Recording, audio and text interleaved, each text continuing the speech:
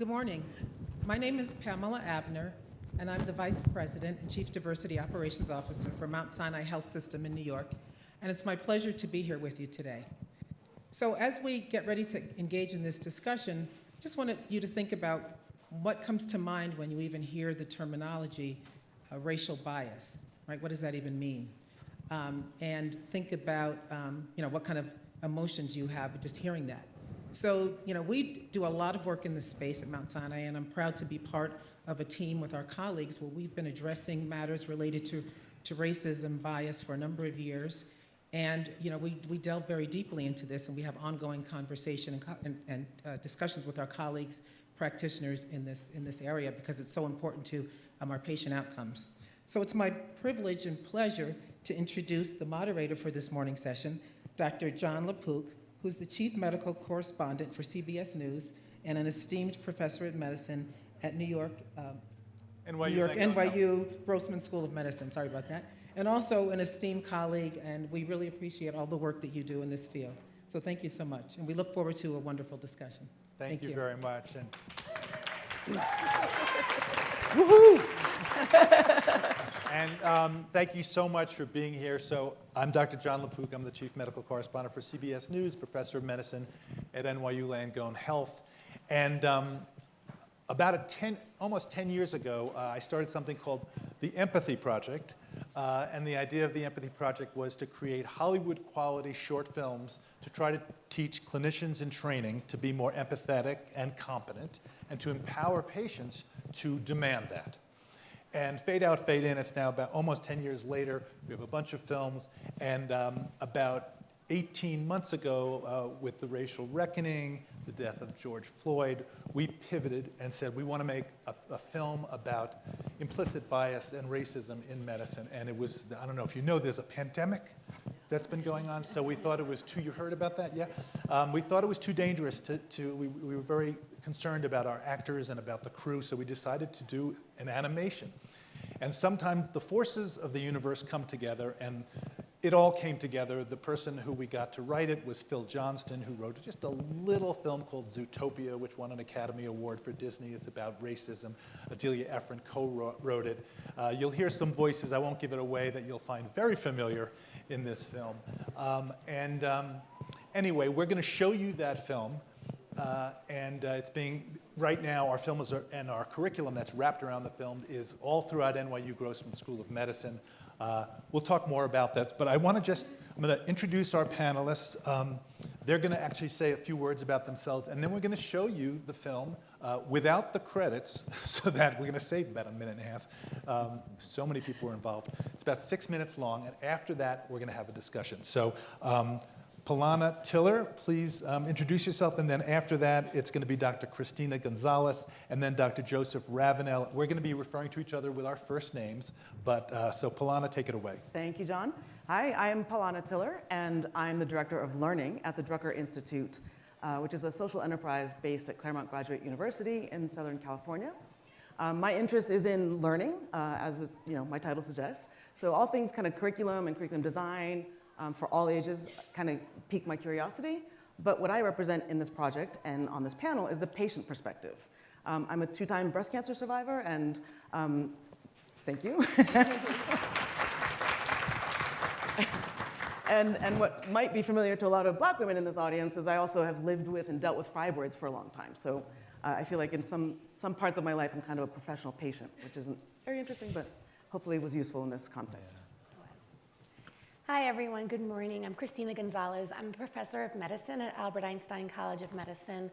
Clinically, I'm an internist, and since the inception of my career, my mission has been to contribute to health equity by transforming medical education at a national level.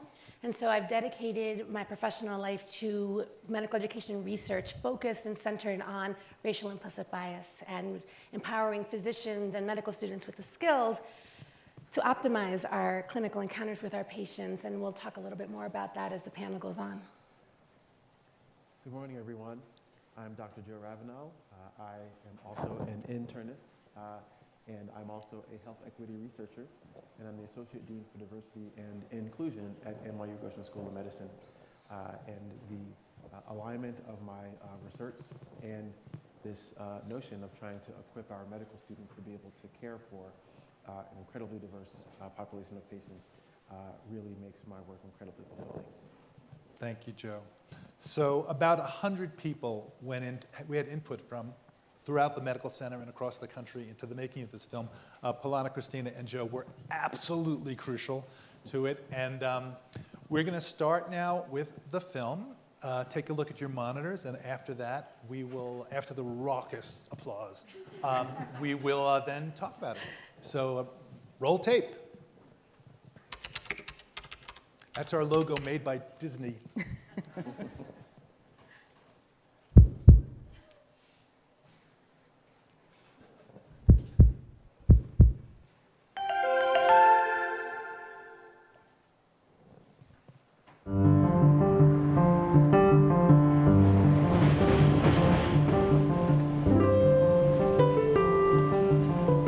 Here, please take my seat. Whoever said chivalry is dead hasn't met Dr. Oliver Gunderson.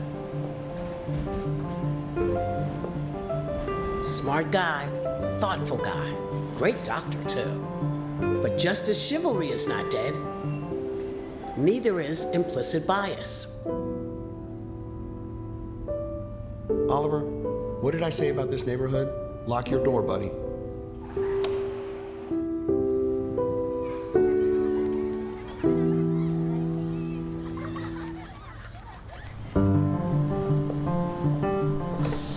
Here's the thing about implicit bias. It's sneaky, and it does its work unconsciously.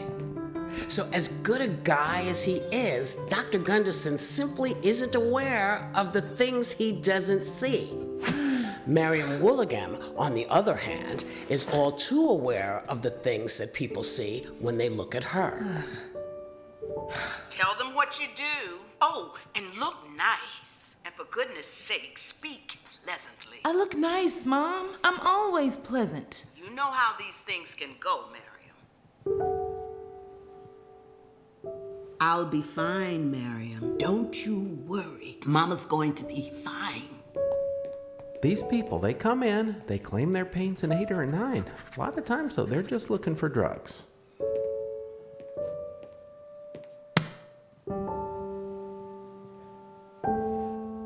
They never really see us, baby. They just judge us and label us and shove us out of the way.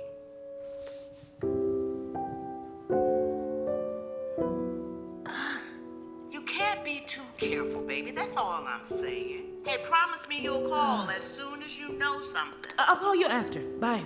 Love you.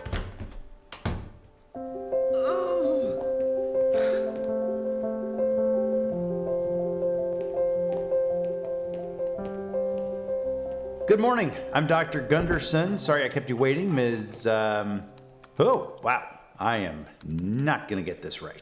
How do you pronounce the... It's Woolagam. Woolagam. Got it. What part of the world are you from? The Brooklyn part. My dad's from Mali, West Africa, and my mom's a Brooklyn girl, so yeah, born and raised here pretty much. I'm a software designer. Gotcha. I see you have irritable bowel syndrome? Yes.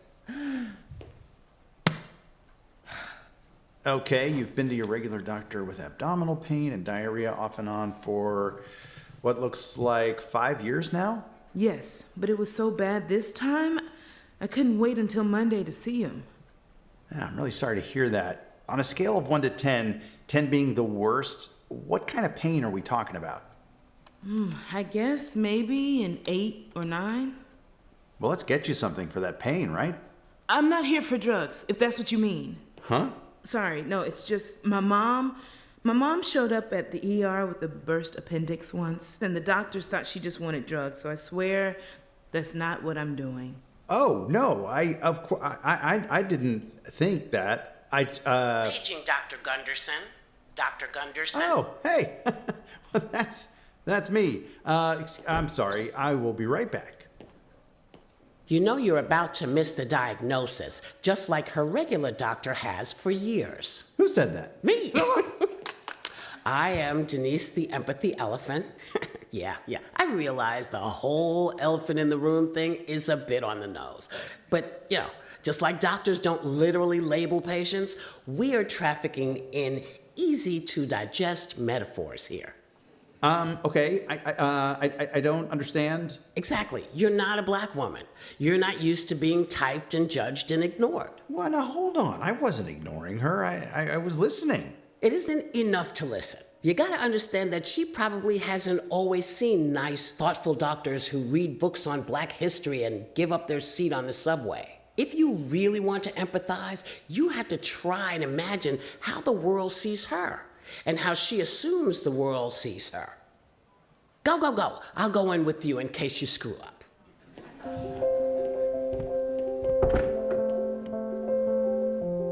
Okay, sorry I had to step away there, Ms. Walligam. Okay. Are there other things going on? Maybe some other symptoms that you've mentioned before, but no one paid enough attention to? Canker sores. I get these canker sores. Canker sores? Well, that could actually be an important clue. I kept telling my doctor about the sores in my mouth and the fever, but he just... Wait. You've had a fever too? It makes me so angry just thinking about it. I'm sorry.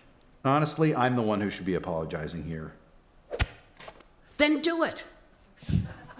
I'm sorry I didn't ask you earlier about other symptoms. And I'm really sorry that you haven't felt heard or seen for all these years. I appreciate that. Maybe you don't have IBS. It could be something else like inflammation of the lining of your intestines, which would mean a whole different kind of treatment that might actually help. I'd like to do a physical exam and then let's get you to a GI specialist. How does that sound? Yes. It sounds good. Okay, terrific. I know a great one. I really trust her. In fact, let me call her right away to discuss what we can do today about your pain.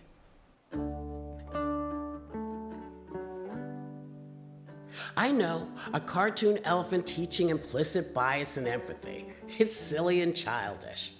Or is that your implicit bias telling you that animation isn't serious? Here we go. Rocket.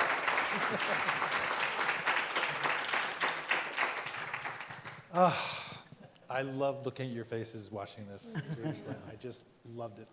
I have to say, obviously, the voice of Denise, the empathy elephant, is Whoopi Goldberg. Thank you, Whoopi. Dr. Gunderson is Ed Helms. Mariam is Danielle Brooks, and her mother was LaTanya Richardson Jackson. So anyway, I got to thank them for everything. So, Palana, you were brought in to represent the patient perspective. Tell us what you were expecting going in and what it was like as you went through the process. In all honesty, my expectations were very low.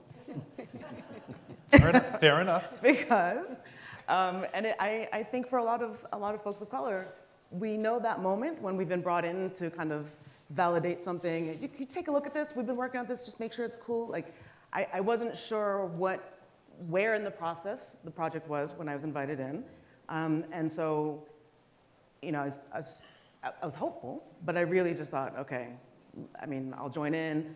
I hadn't met everybody on the team yet. I kind of knew that somebody involved was kind of interesting and was a friend of a friend, so she must be cool. Let's find out. I'll just see what I can offer to the project, right? And then very quickly, within the first conversations, I realized that the project was still kind of at its inception. You'd pulled a team together, and we're still kind of pulling the team together.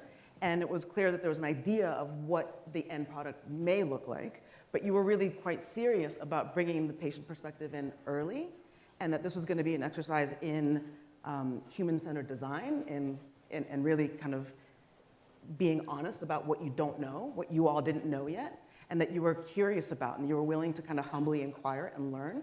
And when I clocked that, I was really excited. And I thought, okay, if they'll have me back after this first meeting, I will keep showing up. Oh, yeah. And by the way, you had us at Palana because even in the very first session, you know, I think about, you know, these rocket ships, they take off, and if they're 1 inch to the wrong side, they end up 1,000,000 miles, you know, off target. And you were just there right at the beginning and not afraid to tell us, you know, to communicate honestly with us. I thought it was so key. So we're so grateful to you. And Christina, how did your research, so Christina has done a tremendous amount of work in this field, is an international leader in implicit bias and other things related surrounding to that. So how did your research influence your input into the film? So there's a lot of my research was input into the film, and I appreciate, as Polana was saying, that you were all open to the feedback and the tweaking, and I mean, we even talked about the clothes that the characters were going to be wearing, and I mean, to that level of granularity of getting input. And what's really exciting for us at Einstein was that when we delivered it in August, we didn't really have to change our curriculum much. But we finally had the most amazing tool to be able, you know, Hollywood quality film to be able to show to our students. As much as I love YouTube, this was so wonderful, and so thank you. And but the one quick story I want to share is the thing that to me is the most important. Can I just tell the story really quick? So in 2013, I did my first big study in implicit bias recognition and management. So I just finished fellowship, and we started with patients, and we did patient focus groups with Black and Latino patients in English and Spanish, and we were talking about their perceptions of bias in the encounter. Now, mind you, people have been writing about patient perspectives of bias in the encounter for decades, but we were the first group, to our knowledge, to ask them, okay, well then now what do we do? Right? Like, what do we do when you're perceiving bias? Either I made a mistake or I did something standard, but based on your lived experience, if you perceive it as bias, either way, the perception is there, right? I was like, what do we do? And I made sure Maria, my research assistant, had ink and a pen, my recorder was recording, and I was like, all right. And they were like, just apologize. I was like, I'm sorry, what? They were like, just apologize. That one happened to be in Spanish, that focus group, but in English, and all the focus groups after focus group, even in our conversations, it was like, just apologize. And I was like, oh, that I can teach. That I can teach. So we didn't invent the skills for implicit bias recognition and management. We discovered them with our patients. So yeah. Yeah, and we talked about the sort of pseudo-apology. You know, I really should be I should be apologizing, and then you see the elephant whack, then do it. You know, just go the extra, you know, little step. Yeah. Anyway, Joe, talk about the balance of power, the power differential between the clinician and the patient. So one of the things that I really love about the film is it really does highlight the power dynamic in the clinical encounter. And it starts to play out from the minute the doctor walks into the room. And we believe it's critically important for our students and our trainees to be aware of that dynamic every second that they're in the presence of the patient. And there are really sort of there are at least three factors that sort of play into that power differential. The first is the patient is coming to us because they need help, and they see us as the people who can provide the solutions or the answers. Believe me, and having been a patient just this week, the last thing I wanted to do was to go to the doctor's office, but I went because I needed to, because I thought that they had the answer and that they could fix whatever was wrong. So even though I too am a doctor, I really was sort of at the mercy of those clinicians, and that's how our patients feel pretty much all the time. Not only because they need help, but also because they're coming into the clinical setting, which we feel very comfortable in, but is a very foreign and just not fun place to be for our patients, generally speaking. You know, the sort of sterility of it is just enough to make you sort of contemplate the worst possible outcome for whatever is going on. And so again, you know, patients see themselves as the person who has the kind of lower power in that relationship. And then the third factor is many of our patients, particularly patients of color, have already had a negative experience in the clinical encounter. And so they're walking in expecting to be treated a certain way, and that way is not always good. And so I think it's important for us as clinicians to be aware that that is what our patients are bringing into the room. And I believe that it really is our job to do what we can to try to mitigate that differential. Because at the end of the day, what we as clinicians are trying to do is really build a trusting sort of partnership with our patients. And how can we possibly do that if our patients don't believe that we have their best interests at heart? You know, when you think about the people that you trust, right, the sort of first step is you assume that they have your best interests at heart.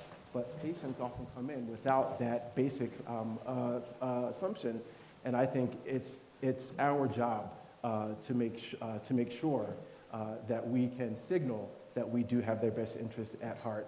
And so mitigating implicit bias and sort of being aware of our biases so that we can check them and know how to alter our behavior so that we can signal that we have our patient's best interests at heart is really what we're trying to do with empathy. And that really is the sort of key to empathy, imagining how the person sitting across from us feels and doing our best to really put them at ease. And I think that this film really helps us to teach that.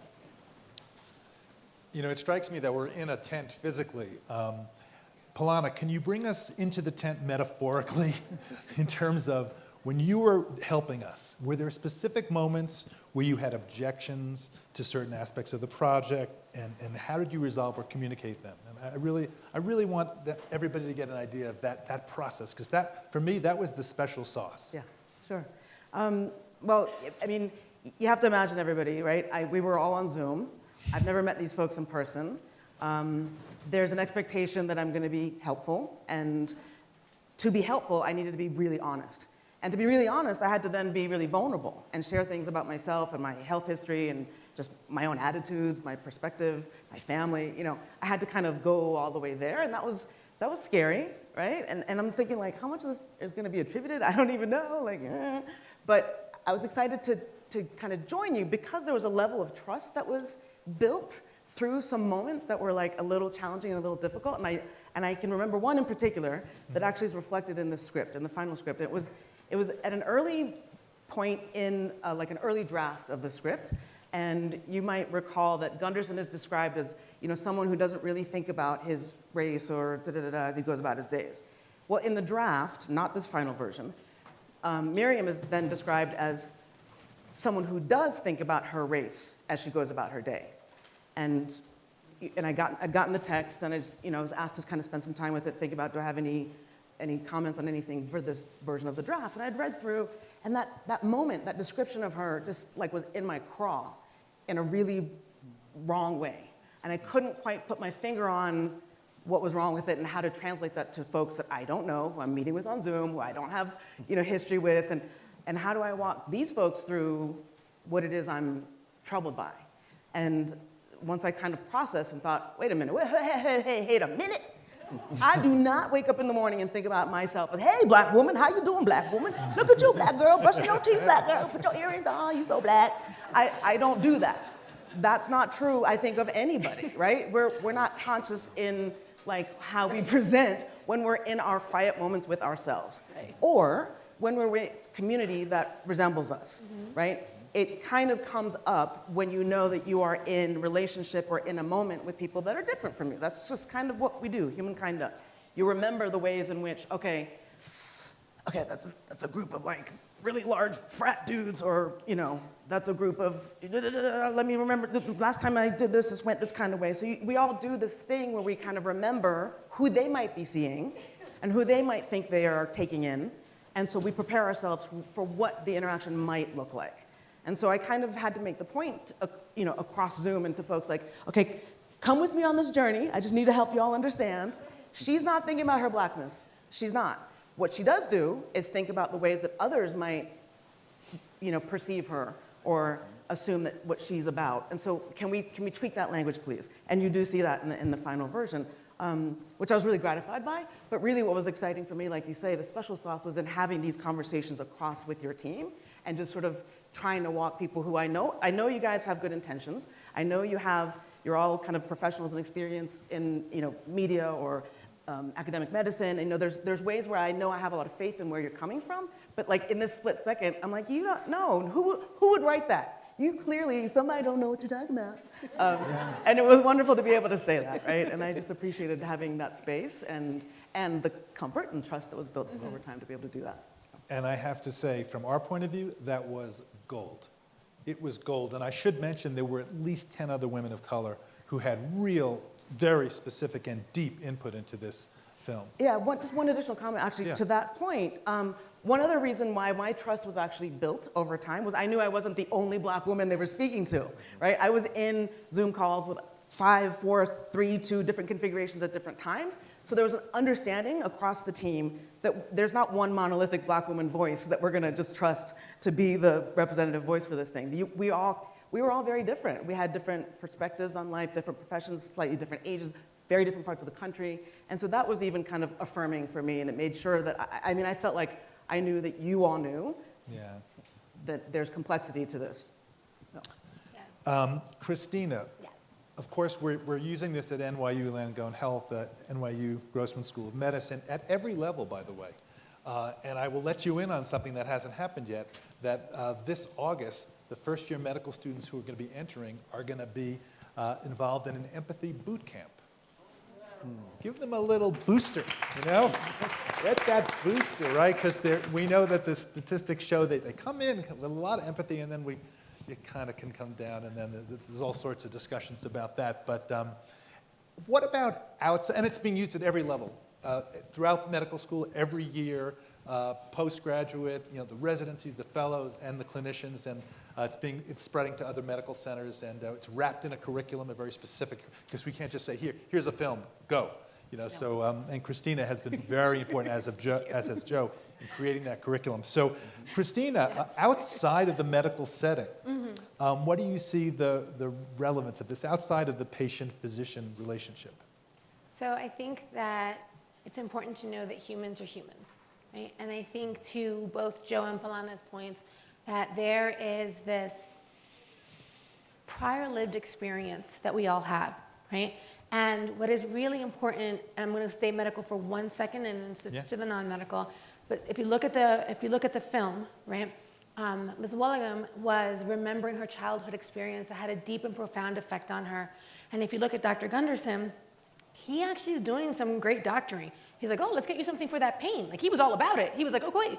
And probably, and actually was caught off guard because we wrote it. So he was caught off guard by the fact that she was like, whoa, whoa, whoa, whoa, I'm not here for drugs. And that's not what he was implying. But based on her previous lived experience, right, that's what she was worried about, right? And you see how hard the mom is working to protect her, how hard everything is happening. And it's really important to remember in that moment, right? So also, if I'm the doctor in that moment, I did not do the other thing, right? The childhood experience, I wasn't there. But in that moment, I can make this encounter better for her. And so I can apologize for it, believe her perspective, and then if apology is required, or whatever it is, right? So we talk about perspective taking. And there's a lot in the literature on the cognitive aspects of empathy that are very similar to the skills and implicit bias recognition and management that we've been working on for years, so it was a really nice fit. But I started talking about perspective believing, right? Just perspective believing. It doesn't matter, right? Perspective believing. That's your perspective? Believe it, right? So in the non-medical setting, I'll give an example. My mentor is Paul Morantz. I have many mentors, but Paul Morantz is wonderful. And he said one time, he's a white man, and he said he was troubled because somebody had been upset about the word articulate. And he was like, Christina, how am I supposed to memorize? And he meant this sincerely and with the most wonderful intention. How am I supposed to memorize, like, what's wrong? Like, what are the wrong words to say? Right? It was a black student who was upset about having the word articulate. And I said, Paul, my college bestie is black, and her boss one time asked her, Alicia, how are you so articulate? And she was like, I don't know, my mom's articulate, my dad's articulate, my sister's articulate, like, And I told him that, and I said, you don't have to memorize it, but if the person in front of you, their nonverbals change, something is off, then you have to believe their perspective. Then you take a beat and you step back and you inquire and you have a conversation. And you can't say, I'm sorry, I didn't think of that perspective. I did not mean to insult you, and a clean apology, right? And so basically any human-to-human interaction, I think that there are points in this film that you can identify outside of the medical setting because humans are human. That's great. And I should add, I have we have this problem sometimes when we're talking to people, students, the empathy schmempathy problem. Like when people are like, empathy schmempathy, it's not so important, come on, you're either born with it or you're not. And actually, it turns out that patients who see their clinicians, their providers as empathetic, actually do better. They do better with their diabetes management, with the hypertension. They have better clinical care. So it's not just, and it is a skill you can actually teach. There's a lot of research on this. Can I just say one thing to add to the human or human, right? So the person we're talking a lot about black and white. And actually, I made a point to make sure we didn't vilify Dr. Gunderson, right? Because there was a point where they went a little too far, and I was like, bring it back. Because a good person with good intentions, as most of us are, right? And so just to be clear, humans are human, and this is a human situation, and all of us can be on either side of this dynamic, right? And benefit from the skill development. So I just wanted to make that clear. And I'm glad you pointed that out. And we have a few minutes to the Q&A, but I just want to say that for me, the climax of the film, or one of the most important, was when Denise, the empathy elephant, points out, Dr. Gunderson, he could be the only perfect person ever dropped onto the earth. It doesn't matter, because she doesn't know that. She doesn't know that. And she has to feel that he is seeing her and understands her lived experience. And for me, that was a very important turn of the screw in my own head. And I cannot tell you how much I learned about this. And yes, we spent a lot of time making sure that we didn't make Dr. Gunderson into a fool. He starts off, he's reading Baldwin on the subway. He gives a seat to a pregnant woman, but it doesn't matter in terms of the implicit bias. And that's what we're trying, because if you start off in medical school and just point at the student and say, you're biased, or you have an implicit bias, you're going to lose them. And so that was something we spent a lot of time with. Okay, Joe. So I'd like you to build on what Christina said in terms of how the film can be used as a teaching tool with broad relevance and application, even in the corporate setting. We're seeing more, the word empathy is everywhere, right? At Forbes, Harvard Business School, let's talk about that. Yeah, so as Christina was saying that, we know that empathy essentially results in better outcomes in the medical setting. But we also know that in the corporate setting, empathy produces better outcomes, right? When you think about your leaders, right? Those people who are empathic, who see you as a human being and not just someone who is a sort of cog in the wheel of the company, that we often see better productivity and just more buy-in from the folks who are being led. And really, this film to me really teaches about just working across difference, not just across racial and gender identity differences, but also across power differences. And just as Pilana and Christina have both talked about, it really is the sort of human to human aspect where, if you believe that someone sees you as a human and you don't believe that you're having to essentially fight against negative stereotypes, right? I mean, one of my favorite parts of this film is just seeing how we as patients of color really feel like we have to preempt negative stereotypes that we believe those who are treating us have. And that's typical what we call stereotype threat, right? Fear of fulfilling a negative stereotype. But to the extent that we sort of don't have to do that and we can actually just have a conversation, it really does sort of move the relationship forward. And I think that's true in the clinical encounter, but I think also true when there is a leader and employee relationship as well. That's so beautifully said. And I have to say, before we move to Q&A, the very fact of naming empathy as being something important, whether it's in a medical setting or in the business world, is a big statement. So our administration, the people, the powers that be at NYU Langone Health and the NYU Grossman School of Medicine are saying to those first-year medical students before they've even had one class, this is important. We're naming it. By the way, you're going to be graded on it. It's not going to be one of these, oh, yeah, it doesn't matter if you're going to be a surgeon, you don't have to be empathetic. Yes, you do.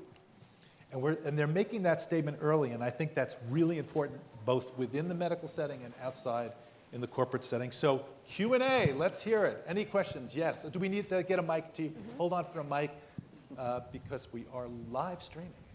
Hi, and I'd really like to know what you guys feel about the racist language that's utilized to describe Indigenous people. Term IHS, Indian Health Services, it's dehumanizing. Your opinions? I can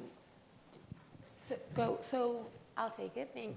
So so I have a lot to learn in various aspects, right? And so if it is perceived as dehumanizing, and it is, I'm not saying like if you feel that way, I'm saying, right? So that fact in and of itself means that we need to engage the stakeholders, right? The people who are involved, and listen and change the terminology. The other thing about changing terminology, so, right, and to make sure that it is not dehumanizing. And you can keep that, right? But the other thing, I have a little problem with always changing terminology in the sense that now we feel, we change terminology and we're like, well done, right? Change terminology and improve the way we treat humans, right? And so I think that always engaging the stakeholders is the most important, the people that are impacted. We don't know anything, right? Yeah, thanks. Obviously, that's a much longer discussion, and I'm very grateful for that question. Can we move the mic over here, down front? Thank you so much. I'm wondering the impact of stress in medical practice and empathy. You look at, this wonderful medical technology, especially in rich countries, and how the time a clinician is spending with the patient is shortening. What can be done about it? You have, there's something that I really still appreciate in poor countries like Burundi, where we are, in Africa, where we don't have these medical technologies, but you really have patients and doctors spending quite a lot of time talking, even when they do not have enough to offer. So you have these issues going on here, and I'm wondering what can be done? How can you, in fact, I feel that that kind of level of stress, sleep deprivation, really can kill empathy. Joe, please take that one. You're absolutely right that stress can kill empathy. And what we know about implicit biases is they really sort of bubble to the top at times of stress, right? Those are the times when we sort of rely, when we're essentially sort of preoccupied with so many other things, that's when things that are in our subconscious and unconscious sort of take over. And that's often where we see the implicit biases play out. And so what I love about looking at empathy as a skill that can be taught, right? And just looking at our medical training, right? We learn sort of rules and mnemonics and skills so that when we're under stress, no matter how stressed we are, right, we can actually go to those skills. So no matter what happens if a patient drops in front of me, I know that the things that I need to think about first are the ABCs. Well, we're trying to teach the ABCs of empathy so that during those times of stress, there is still a sort of basal level of empathy that will allow for more effective patient-doctor encounters. Thank you for that question. Yeah, thank you. Where's the mic? We have a question here, right over here, over here, and then we'll get to here, and then to here. How do you do with deal with pushback against this, because I've seen some debates about, well, maybe we should stop worrying about this kind of thing and worry more about medical training and the specifics. And so, you know, some of them are sort of more entrenched doctors. I'm not saying older, but yeah. But I'm curious. Seasoned, yes. Yeah. I think the person for this, and I want to hear Polana so much, but Christina is deeply involved in the teaching of this and has actually been teaching this very film along with the curriculum, I don't know how many times, lots. Yes. She did the world premiere of it, so go for it. Yes. So pushback in this is film and pushback in the topic. I have been lunged across tables at, like lunged. I've had to bob and weave. I've been accused of going on a witch hunt when I'm just presenting data on a paper that had nothing to do with the humans in the room. It was science at a science forum. And here's how I deal with pushback. I'll just speak for myself. It's gotten a little easier since May of 2020 with the discovery of racism by the rest of the country. I don't know if you heard the thing.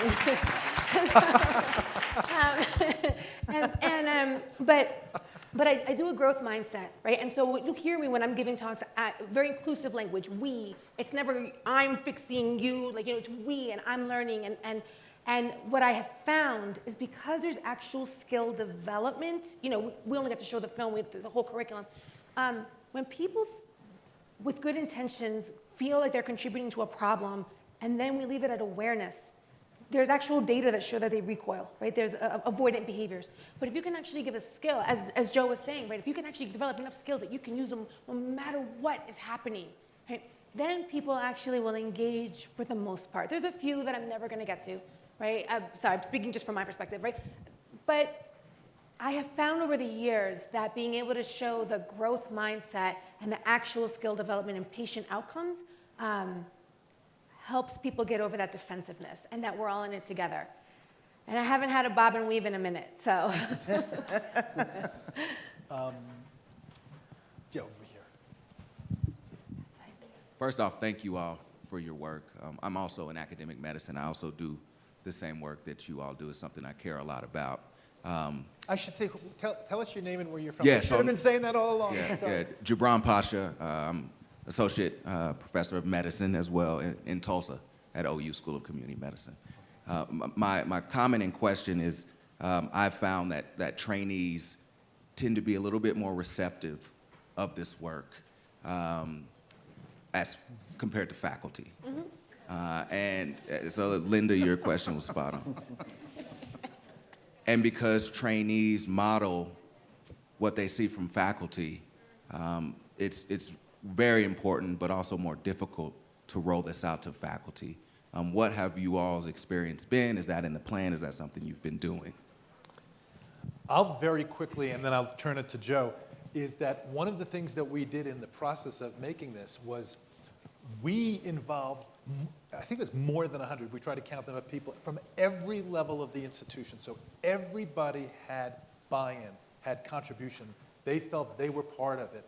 And so we have a lot of the faculty. I hear you 100%, and you are right. In our institution, we had so many faculty who had input into this, senior faculty and junior faculty, that's sort of giving us a little bit of a head start when it comes to teaching it. And we have people reaching out to us from all the different divisions and departments saying, you know, bring it to us, bring it to us. And our problem has been getting enough teachers. So in fact, we're having a teach the teacher type of program so that we can have enough people out there to teach this thing. But Joe, talk more specifically. So I really appreciate that question. You know, we think a lot about all of the equity education that we do with our students, and one of the things that we always struggle with is, you know, that our students are, you know, at a level 10, whereas as our faculty is often, you know, at a level 1, and how do we sort of bridge that gap? And so there are a couple things that we are doing. One, we realize that it's impossible for us to sort of reach, you know, the literally hundreds of faculty who interact with our learners. all at once. And we understand that it's going to be a process. And so what we've decided to do is we've started with sort of key informants, so to speak. And so we have focused on our clerkship directors. And so for the audience, for our medical students, the clerkships are those times when they actually enter the clinical setting and they sort of start their apprenticeship, so to speak. And so we're really focusing on those people who have interactions with our students in a really critical way, and then looking to sort of build from there. One of the other things that we have at NYU, we have a new Institute for Equity in Health, Institute for Excellence in Health Equity. And one of our pillars is really on medical education. And so we have a dedicated effort to thinking about how can we ensure that not just our students, but that our entire community has these tools. So I really appreciate that. Can I just add to that really quick, Joe? I love what you said. At Einstein, when I'm happy to chat offline, it sounds like you're doing wonderful work. We have published work on helping the students manage up, right? And so to ask a question where they perceive bias in the learning environment, just as they would ask any other clinical question, like just for my own learning, and and it's too much for right now, but we need to have them develop the skills so that they can address it when they're perceiving it, because I was doing them a terrible disservice. You could read like the anguish coming off the focus group transcripts because they were seeing things and then they weren't sure what to do, and then their actions didn't match their values and they felt horrible about it. And so we built a curriculum around that and empowering them with skills. Yeah. While us old heads catch up. Yeah. How do you make it safe? Yeah. Exactly. To have the discussion when you see it. And just one quick add-on. I hope I didn't give the impression that our faculty is not interested in actually. They're very interested, and so we're just trying to figure out how to do it. We have 2 minutes and 21 seconds left. Back on the left here, and then we'll get to you. I just want to say I like the comment you made about faculty, because from my experience in academia, sometimes it's a bit of like, when it comes to making changes, it kind of feels like just ticking boxes.